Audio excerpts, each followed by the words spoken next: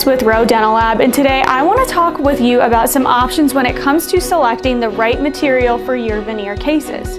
We have a couple different choices, and we know patients present as far as their teeth in all different kinds of shapes, sizes, characterizations, and function details that all go into picking the right material for your cases.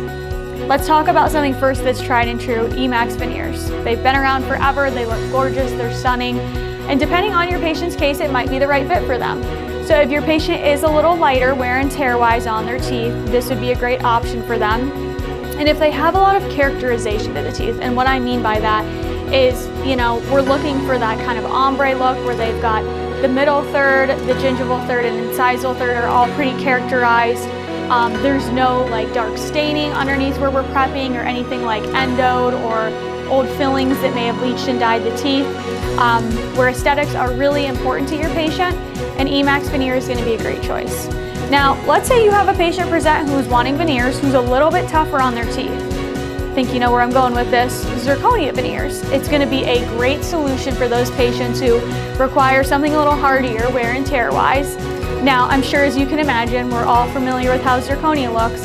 It can be a little bit more monolithic, so for the patients who don't have a ton of characterization, or maybe they do have some staining underneath where we're going to prep, or an old filling that leached, or the tooth is a little bit darker for whatever reason, this is going to be a great material to kind of cover that up so we're not seeing that all the way through.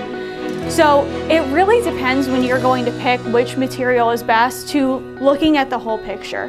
What's the full view of what this patient needs aesthetically, how they're going to wear and tear on this restoration to give them really the best results. And those are both really great options. They both look beautiful, but again, just kind of depends on your patient's unique scenario.